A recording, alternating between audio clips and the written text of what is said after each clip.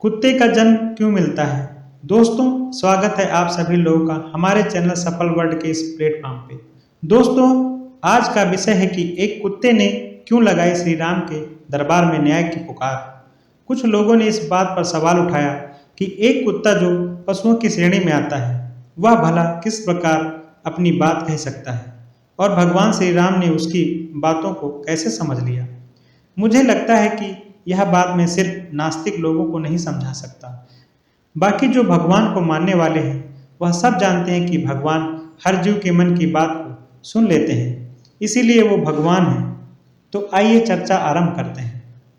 दोस्तों, इस कहानी में यह बताया गया है कि कौन सा कर्म करने वाले को कुत्ते की योनि में जन्म मिलता है।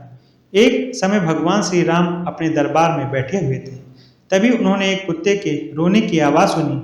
जब इस तरह उनके दरबार में कुत्ते को रोते हुए 3 दिन हो गए, तब राम जी ने देखा कि यह कुत्ता लगातार तीसरे दिन भी मेरे द्वार पर पड़ा है, रो रहा है। मुझे इस बात को जानना चाहिए कि यह कुत्ता क्यों रो रहा है। यही सोचकर प्रभु श्री राम ने उस कुत्ते को दरबार में बुलाने के लिए अपने कुछ दूतों को भेजा, परंतु उस कुत्ते ने दूतों को स्पष्ट शब्दों में कहा कि हे महानुभाव, मुझे पाप योनि में जन्म मिला है, इसलिए मैं दरबार में नहीं जा सकता। मेरे लिए कुछ स्थान वर्जित है, जैसे कोई मंदिर, यज्ञशाला, तुलसी का उद्यान, किसी सभा या मठ में, राजभवन या गौशाला, पवित्र तीर्थ स्थान, रसोई घर, स्नान संध्या करने के स्थान पर मैं जाने योग्य नहीं हूँ। तुम जाकर श्री राम से कह दो कि वह स्वयं आकर मेरे पास मेरी पीड़ा को सुने।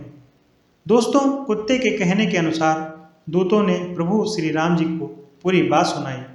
इतना सुनते ही श्री रामचंद्र जी उस कुत्ते के समीप पहुंच गए और उसके रोने का कारण पूछा।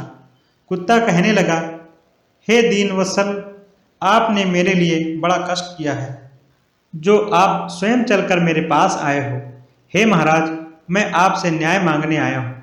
मैंने सुना है कि आप किसी के साथ भेदभाव नहीं करते हैं, इसलिए मैं एक विशुद्ध प्राणी तुम्हारे दर पर आया हूँ। मैंने कोई अपराध नहीं किया है, फिर भी एक सन्यासी ने मुझे पत्थर से मारा है, जिसके कारण मेरा पैर टूट गया। मुझे चलने में बहुत कष्ट हो रहा है। आप तो जानते ही हैं, वैसे हमें सब निंदित योनि में जन्म मिलता है। दुनिया भी हमें दुत्कारती है, कोई हमें पीटता है। हम मनुष्यों की तरह कमाकर पेट नहीं भर सकते। हमें तो कोई अपनी जूठन डाल देता है, हम तो उसे ही खाकर अपना गुजारा कर लेते हैं। कुछ निर्दयी लोग हमें खाने को नहीं देते हैं, अब हम जाएं तो जाएं कहाँ। ऊपर से हमारा पैर तोड़ दिया, अब तो हम कहीं चल फिर भी नहीं सकते। इसी बात से दुखी होकर मैं आपके शरण में आया हूँ। हे राम, मुझे इस नीच जात के प्राणी को न्याय दीजिए। साथियों, कुत्ते की पूरी बात सुनकर राजा राम जी ने उस सन्यासी को बुलवाया और उससे पूछा कि हे स्वामी जी, आपने किस कारण इस असहाय प्राणी का पैर तोड़ दिया। तभी सन्यासी ने कहा कि हे महाराज, मैं भिक्षा के लिए रास्ते में जा रहा था, तभी इसने आकर मेरी भिक्षा अन्न को छू लिया। दोपहर का समय था, मुझे बहुत तेज भूख लगी थी, इसीलिए मुझे क्रोध आ गया और मैंने इसे पत्थर उठाकर मार दिया, जिसके लगने से इसका पैर टूट गया। दोस्तों, उस सन्यासी का पक्ष सुनकर श्री राम ने कहा, हे स्वामी, आपको मालूम होना चाहिए कि यह एक ज्ञान विहीन पशु है। यदि इसने अपना भक्ष्य पदार्थ देखकर आपको छू लिया तो इसका कोई दोष नहीं समझता। यह तो इसकी स्वाभाविक प्रवृत्ति है, इसीलिए आप ही इसके अपराधी हैं। यदि आपको भूख लगी थी तो भूख तो इस कुत्ते को भी लगी थी। आपके पास भोजन कमाने को मैंने विवेक दिया है।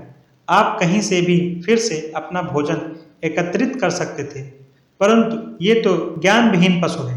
इसको भोजन न मिलने पर यह भूखा ही रहा होगा। भगवान श्री राम कहने लगे, हे स्वान, यह सन्यासी तुम्हारा अपराधी है। इसे तुम क्या दंड देना चाहते हो?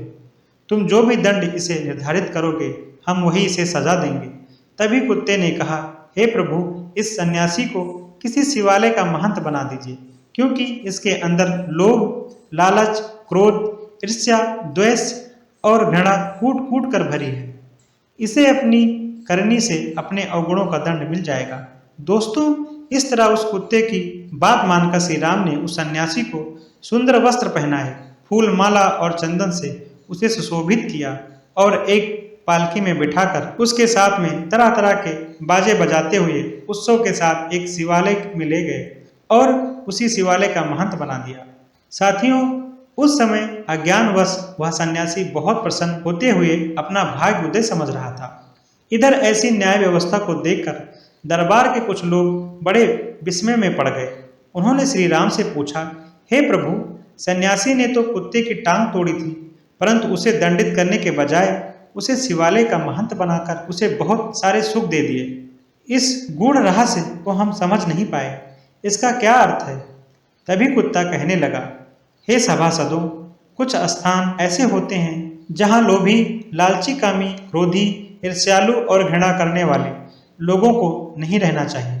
जैसे खेत में अन्न रखाने वाला, शिवालय, मठ, बगीचा, दान ग्राम, इन स्थानों पर रहने वाला, अनाथ स्त्री बालकों का धन हरण करने वाला, गाय, विप्र और शिव को अर्पण किए गए धन को खाने वाला, अन्याय करने वाले धन, राजा के घर पर पहुंचे हुए याचक को भगाने वाले, दूसरों का धन हड़पने वाला, प्रायश्चित के लिए दिए गए धन को लेने वाला, ब्राह्मण भोजन के लिए जुटाई गई सामग्री में से चोरी करने वाला और बेईमानी करके अधिक धन इकट्ठा करने वाला, ऐसे लोगों को मरने के बाद कुत्ते का जन्म मिलता है।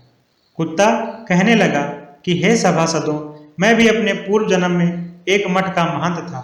लोभी, लालची स्वभाव के चलते मैंने मठ पर आए हुए धन को धर्म कर्म में न लगाकर स्वयं उसका उपभोग किया, इसीलिए मैंने कुत्ते की योनि पाई है। दोस्तों, इसका अर्थ ये बिल्कुल भी नहीं है कि हर एक शिवालय के महंत को कुत्ते की योनि में जन्म लेना पड़ता है।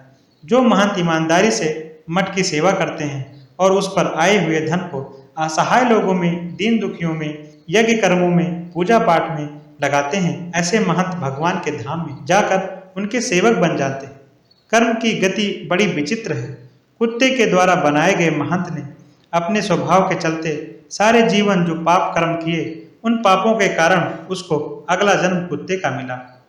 दोस्तों, कहाँ वह कुत्ता होकर भी मुक्त हो गया और कहाँ वह सन्यासी होकर भी कुत्ता हो गया। दोस्तों, अगर यह वीडियो आप सभी को पसंद आया हो तो आप कमेंट्स बॉक्स में जय सिया राम जरूर लिखें। इस वीडियो को बनाने का उद्देश्य किसी की भावनाओं को आहत करने का नहीं है, बल्कि इस समाज में एक संदेश जाए, इसलिए मैंने इसे प्रसारित किया है। सभी साथियों का बहुत बहुत धन्यवाद।